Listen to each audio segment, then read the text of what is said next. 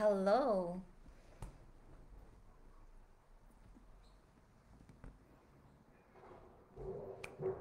Beautiful. Welcome, welcome, welcome to How to Craft a Compelling Message. So we're just going to wait for a few people to come on live, and I am to take a look. All right, people. Let's get started. So my name is Grace Harris. I am the author of Become the Woman of Your Dreams, the memoir that is the very first true story that's ever written about child abandonment epidemic in the Philippines. And I am an international speaker, and I'm a mentor for women who believe and dream of sharing their story on stage and also in a form of a book, because they know that they have a story to share, especially alchemizing the trauma that they have gone through.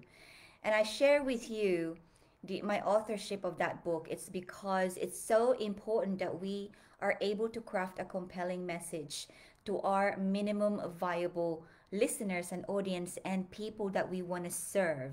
Because when we focus on people who look like us when we were going through the journey, that's when we can really connect with them. And this is why today it's all about how to craft a compelling message, because what I've found in my mentorship programs is that even the most seasoned speakers, I have, I teach women who have gone through workshops and stages in different parts of the country and talked about what they really love talking about, which is their framework. But even often we forget how it is, what matters most in crafting a compelling message. And there's only three quick points that I'm going to show you today, because this will allow you to take it away into your business and implement them and really begin to share what matters to the people who care about what you can do for them. So if you're listening here right now, just say hashtag live so I know you're here. Tell me where you're from and why are you why are you doing what you're doing in your business? What's a compelling message that you really want to share with other people? Or what is the message that you want to share with other people? That way I know what kind of niche that you are trying to speak directly to. So I can perhaps potentially give you some tips or two while you're here on live. And if you're listening to this on a replay, just hashtag replay as well. So again, when you craft a compelling message, what I'm talking about here is when you're on an actual live stage or when you're on video. So it applies to both. And when you're trying to craft a compelling message, what I mean by compelling is that it's compelling that they walk away and they do something about their own life and their own business based off what you've told them, what you've shared with them. So it compels them to really do something, to make a small change or a big change. That's what compelling is. Compelling is not about being able to memorize everything that you wanted to share. It's not about having so many people turn out or turn up to the event. It's not about having so many likes on your videos. It's not about having a standing ovation if you're on stage. It's not about having so many comments. You know when you're watching something and the speaker or the person sharing on the video is always just saying to you, comment here, tell me that. So because they're just wanting the algorithm to go up. I mean, that's great. We live in an online world. But I'm here to share with you exactly what matters to the people who care. And that's what a compelling message is. Because when you speak directly to the people who care and what matters to them, then what's going to happen is they're going to action what you said in a small way or a big way, and they're going to create transformation for them. And then inevitably, they can't help but talk about what they've learned from you. And that's a next level compelling. When people can't help themselves but talk about what's happened to them based off of what you've told them and taught them, that is next level compelling. Have you ever had a client or a student or a friend that had said to you, I'm getting all these results in my life. Like I am, say for example, I'm losing this much weight or I'm making this much money. And then your friend asks you, how did you do that? What did you do differently? And then they say to you, well, what I did is I heard from this woman who told me to do this because it's happened to them, and I implemented it, and this is my results.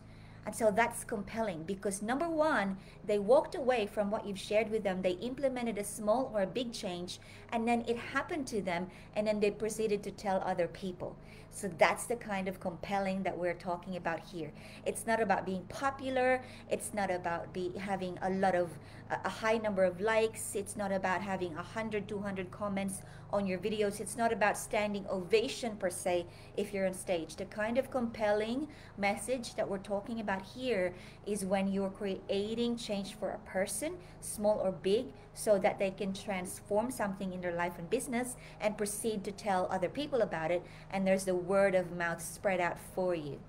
So without further ado, there are three things. And the first thing about a compelling message, how to craft one, is take your audience to a magic carpet ride. Take them to a magic carpet ride. I know you've, all of you, most of you have probably seen the movie, I think it's Aladdin, when he was taking Princess Jasmine to a magic carpet ride, and the song comes out, A Whole New World. And you can see that they are on the magic carpet ride, and he's showing her the world, the stars, and her eyes are lit up like this, and her smile, and her breath is, it's breathtaking for her, and the carpet goes up and down and fast and slow and sweeps up here and down here, and it's a compelling experience. So to take your listeners and audience to a magic carpet ride, you need everything that you have. Remember, 55% body language, 38% voice, inflection, intonation, and 7% words. So your words are the smallest part of your compelling message. And your energy, which is when you're on video, your energy is combined your 38% voice intonation and 55% body language. And there are so many little hacks on body language and voice intonation. Let's get started with voice intonation. Voice intonation, when you're crafting a compelling message, is that you taking them to a magic carpet ride by learning to actually when to pause, the power of the pause. Many people that want to share their message, at first they tend to speak really fast because they are afraid that if they stop speaking, people will stop listening. And when they see people leaving the live stream or being bored on their seats, they speak even faster because they panic within themselves and think to themselves, oh, I'm not speaking fast enough, they're not really appreciating what I'm saying. I'm here to say that people are in their own worlds. When they leave the live stream, when they start fidgeting in their seats, it's not because of you, it's because of what's going on in them, inside of them. Your job is to get them out of whatever that is that they're going through inside of them, and make them present and make them compelled to listen to you. And how do you do that? One of the things is the power of the pause. So speakers or women who believe and dream to share their story in a public forum, whether that's online video or on a stage, when you pause, you're pausing because you want people to think about what you have just said, and then you're about to change the rhythm and crescendo of what you're about to say next. So you go through the voice intonation of up, down, pause, down, up, pause. It's really, it's a ride for them. You know, you can even sometimes joke with them and say, you're holding your breath right now, breathe, people. Because sometimes you tell them this edge of the seat story, and they are holding their breath. So I'll give you an example.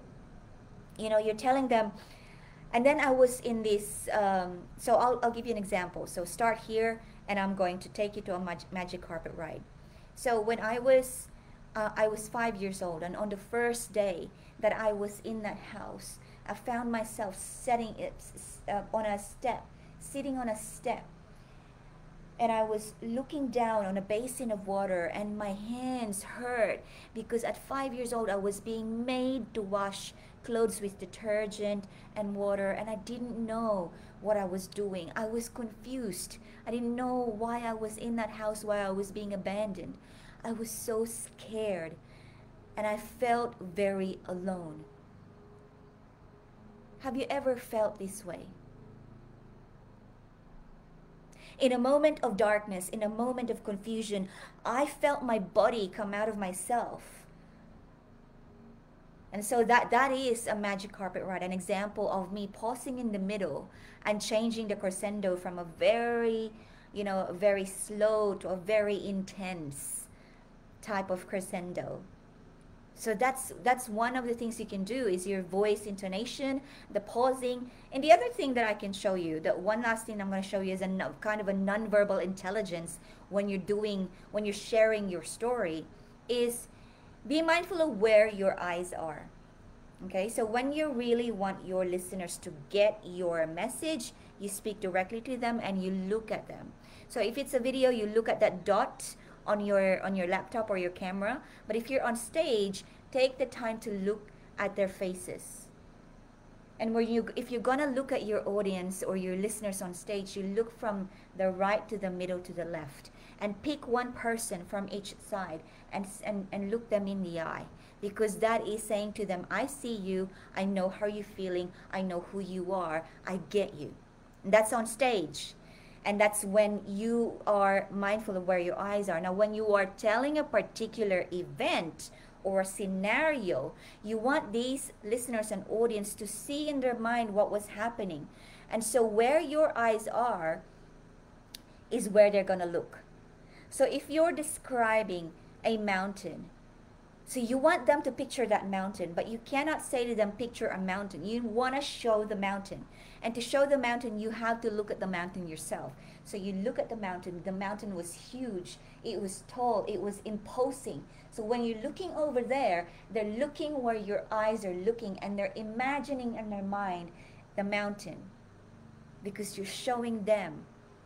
You're taking them to a magic carpet ride. That becomes compelling. That becomes transformational. It triggers a visceral reaction inside of them. Oh my God. The second part about crafting a compelling story is validating your audience. And how do you validate your audience or your listeners? And how to validate them is simply to throw back the experience at them by asking them if they've ever felt that way. Either you ask them if they've ever felt that way, or you validate them directly by saying, I know many of you have felt this way.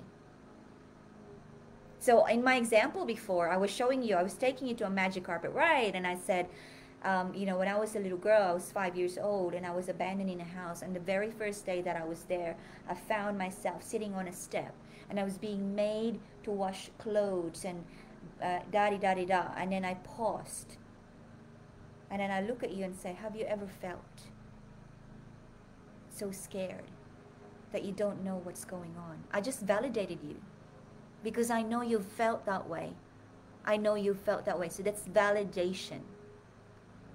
Another way of validation or validating your listeners is when you're on a podcast, for example. And this is important for those who are having interview guest spots in podcasts, is that you don't know, you can't see your listeners, because your podcast episode will replay over and over again in the future. You don't know for how often, how long, and you don't know who's listening to it. But you are talking as if you want to make it sound like as if you're talking for the first time. So whenever you share an experience on a podcast using the voice inflection for a compelling message, make sure to validate the listeners now and in the future by saying, many of the people who's going to hear this message have been through what I've been through. Many of you who can hear this now, I know you're going through something like this. Many of you, or commonly the people that I help, they are the people that listen to this type of topics, and they are going through the same thing.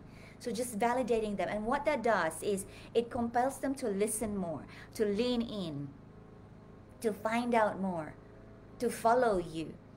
Because you sound compelling. You're sharing something compelling. And the last thing, the third thing that I'm going to share with you today on how to craft a compelling message is really to show to show and not tell. All right. So what do I mean by this? Show them the story, show them the lesson, but don't tell them. Okay, so one of the ways to show is to show them through a magic carpet ride and really use nonverbal intelligence, your body language, your voice inflection. But the other side of that is when when you want them to learn the lessons that you have learned yourself, always bring it back to you and never should your listeners. Never say you should or this is what you need to do. Do not tell them. Show them by owning the lesson and saying, what I've learned about this is, as I was going through about this, in my experience, what happened for me was, and then when you tie that in with the validation, you say, what happened for me was, and I know many of you feel this way, or what I found was, or the lesson that I've learned is, and this is something that you can probably resonate with. So when you show and you don't tell, because when you tell, it puts people off. It just does. Like when you start, the difference between you have to do this, or when you're going through something difficult, you have to do number one, you have to do number two, you have to do number three. It's very la la la blah blah blah. It sounds like your mother is telling you what to do. Like if they want to hear that, they might as well call the mom on the phone and ask for advice. But they're not calling their mom. They're looking at you, listening to you to give them a transformational, compelling message. And so show it, don't tell them. I hope that served you today. And for those of you who are watching replay as well, let me know if you have questions or if you have something to share. I would love to expound your experience on sharing your story. And if you love what you heard today and you resonated with these hacks and tricks and how to craft a compelling message, join me in my private Facebook group. It's called Heart Activated Speaking and Aligned Visibility for Female Entrepreneurs, because I am passionate about mentoring and supporting women who believe and dream that they have a story to share through the art of speaking and writing a book. So I'm your mentor for today, Grace Harris. And don't forget to join me in facebook.com/groups/Grace Harris. Bless you, and I will see you again same time next week for more hacks on heart-activated speaking and aligned visibility. Bye for now.